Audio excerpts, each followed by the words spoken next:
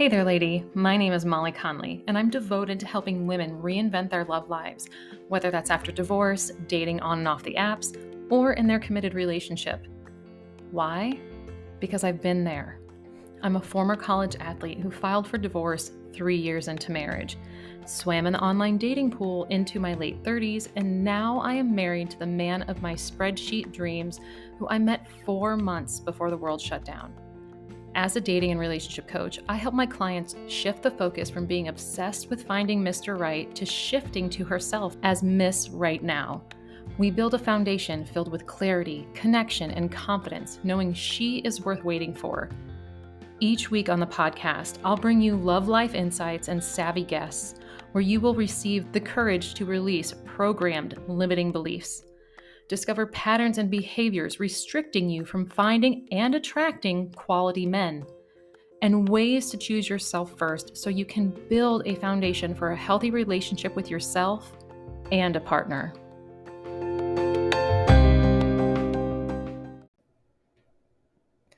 Why, hello there, lady. Thank you for joining me for another episode of Reinventing the Arena. I've been thinking a lot lately, mostly about how women and my clients have taken different ways or different avenues of finding love. Some are all for those dating apps while others have sworn off of them. And maybe a few have relied on matchmakers or family and friends setting them up. But everyone's path to finding love looks different. You can take all the notes, follow every person that has found their match, their person that they meant to be with, and repeat every single step they took and still end up alone. It's going to short you the real experience you need to make decisions. By taking all those notes and trying to follow someone else's exact plan, it's going to short you. It's going to short you the real experience that you need so that you can make decisions efficiently and effectively. Because when you are following such a strict path, you're not being present. And not being present in your relationships, you're not going to be present on a date, and not even with your friends and family. So tell me if this sounds like you. You're wanting to hurry up and get to the next stage of the relationship you're in. You are on a date and you're thinking what question you should ask him next as he's talking to you. And when you're out with friends and family, there's a really hot topic or something that's very important, and you're just wanting and waiting to share your story or your opinion about it. So, how do you keep growing in your relationships when you feel like you're waiting for everyone else to catch up to you? You shift the focus. You shift the focus to you.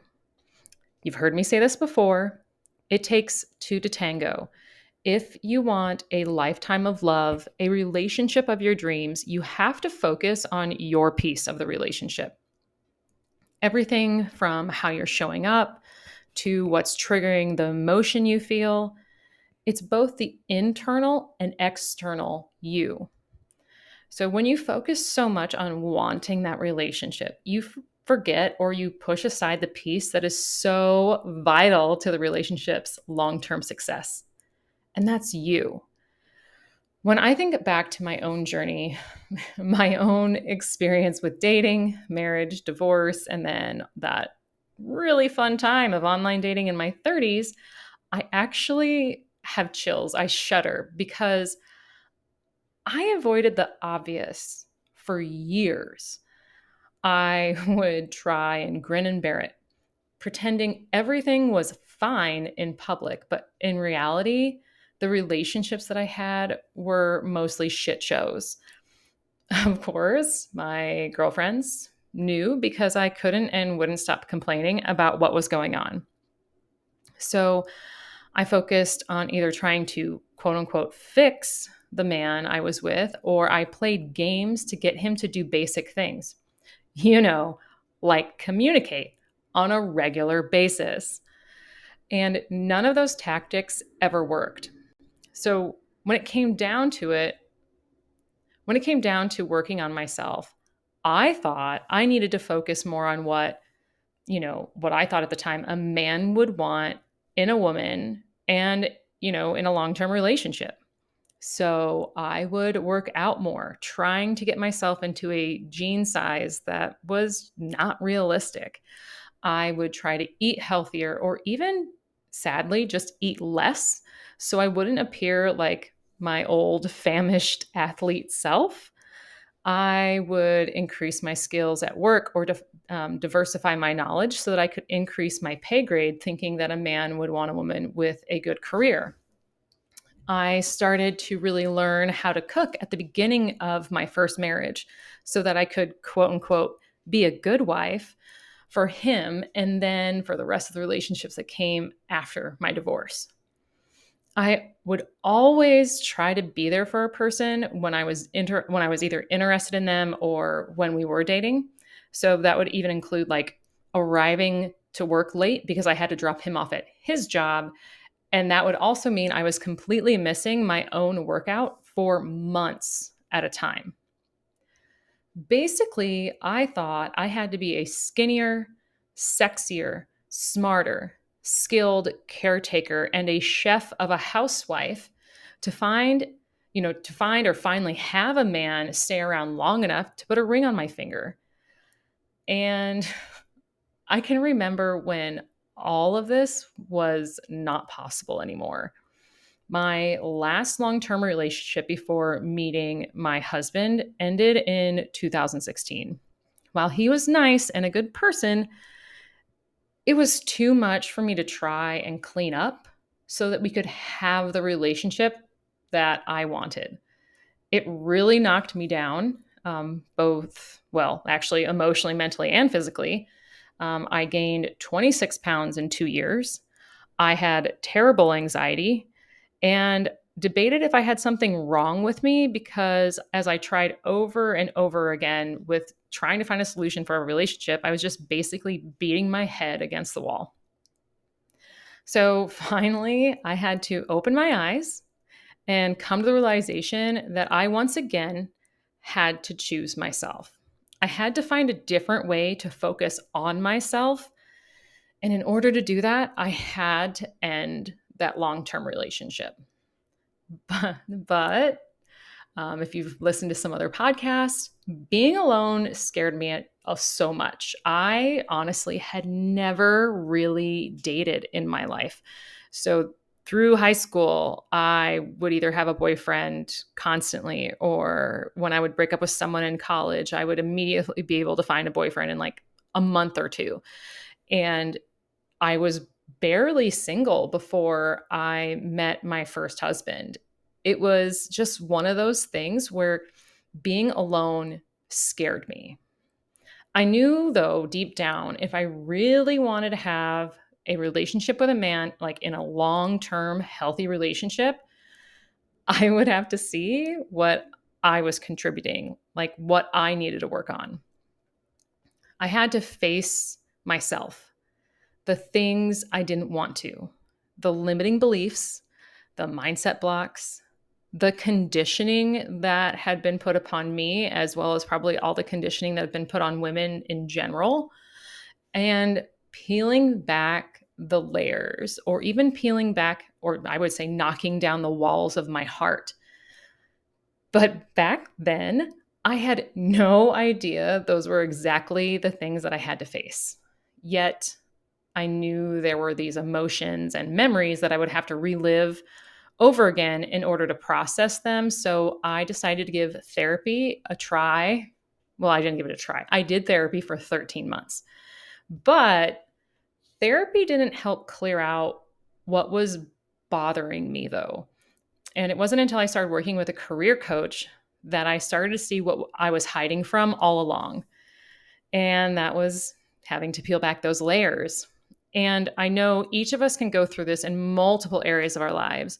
So for some, it's when you're on a spiritual journey, or maybe you're questioning your political beliefs, or even as a parent, you're questioning how you want to raise your child, right? So I started asking myself deeper questions. Where did this belief come from? Who taught it to me? What was the hidden agenda in the teaching? What was in it for them? How did the teaching impact my relationship with others? How has it shown up in my life? How has it helped or limited me in my life? If all those questions made you feel uncomfortable, you are not alone. A lot of us don't even want to start peeling back these layers. But the truth is, they can lead you to fully discovering your authentic self and what you want for you in the process.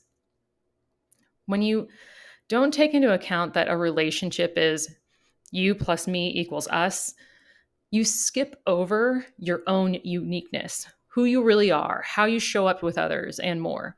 If you don't, you really let what you've been told, taught, interpreted, believed, and assumed to be, the assembly line of life. And on that assembly line is your relationship with a partner. So think of someone you know who has followed every rule or belief that she's ever been told about dating and relationships, and of course about love. How did that go for her? How happy is she? Really? She's following someone else's roadmap or blueprint and not realizing that she could get off that damn assembly line and create her own path. A lot of us are told to graduate college, get married, buy the house, get the job, have kids, when in reality, some of this isn't even financially doable at the moment for college graduates. And even if that's what you've been told, even that's, something that you planned, how at ease do you feel knowing that you don't have to do it in the first place? You don't have to follow the path your parents made and, or what religion and society told you to do. You were meant to have experiences that make you, you. Listen, your life is like a buffet. There's a lot of options. And more than likely, you already know what you like. But you also have the opportunity to have something else. And maybe when you do, you realize that you like it, or better yet, you decide to go to a different restaurant and order a meal that's similar to what you had on the buffet. And wow, it tastes a whole lot better. So you no longer want to have that same old meal when you go back to the buffet because it's no longer satisfying to you in the same way. That is what it's like when you start to dig into those deeper questions, when you start figuring out what makes you, you, by peeling back those layers so that you can immediately ask for the amazing meal that you know what you want and deserve, so that you're not settling for some cold ass pasta with watered down red sauce pretending to be bolognese. And let me tell you right now, if you work with me, you're not going to be settling for anything less than that bolognese. And I don't care what 5-star review your mom left or what your friend said about the all you can eat breadsticks back on the buffet. Fuck no. You're not going back for sloppy seconds on that buffet. Can you tell that I love food? Use this analogy when you think about where you are in your love life and what type of relationship you want. Do you want the always open, all day buffet that everyone else is eating at? Or do you want the mon pa Italian restaurant that's been there for a 3 or 4 generation staple in your community with their family secret sauce? More than likely, since you're here listening to this podcast, you probably want that secret sauce. And by the way, your definition of the most amazing relationship is different than mine, and that's okay. But you have to take responsibility for what you want in your love life and what you don't by looking through the lenses that we already know about ourselves and what lenses we were taught that we are currently looking through. And you also have to take accountability to decide what's right for you and what you need to leave behind.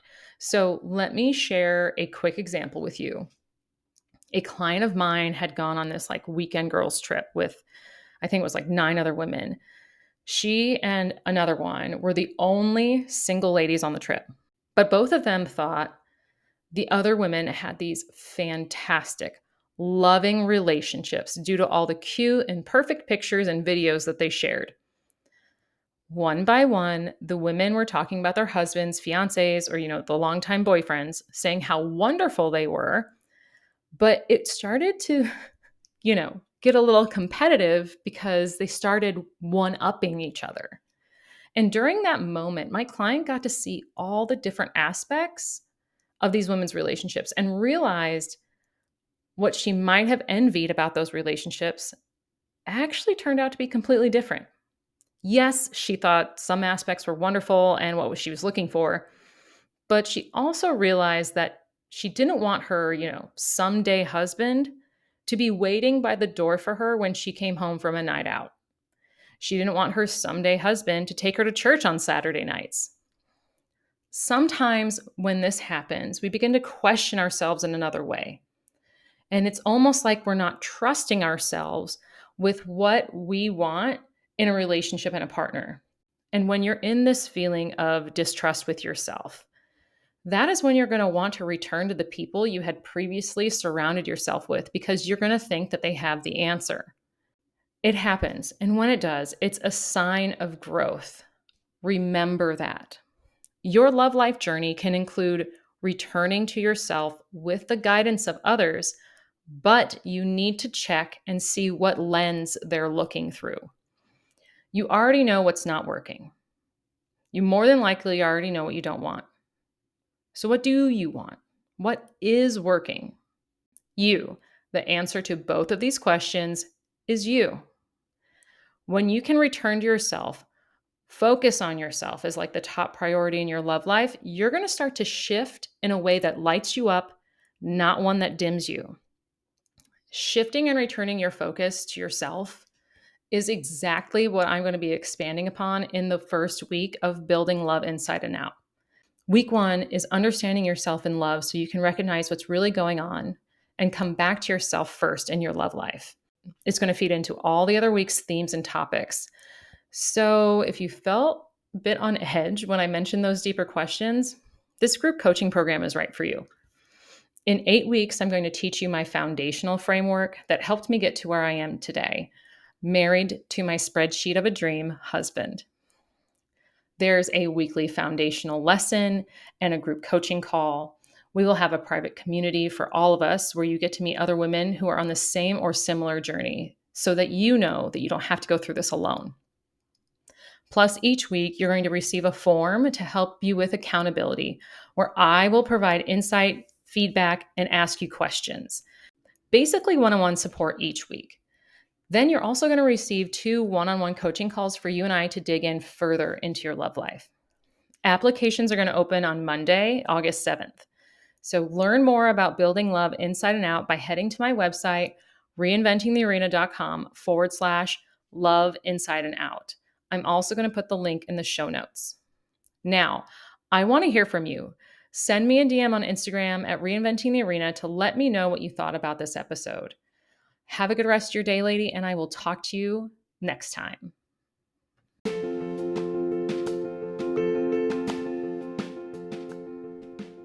Thank you for listening to this episode. If this show has helped you in some way, big or small, please let me know by leaving a review wherever you listen to the podcast. It really helps other women just like you find the show. Have a good rest of your day, lady, and I will talk to you next time.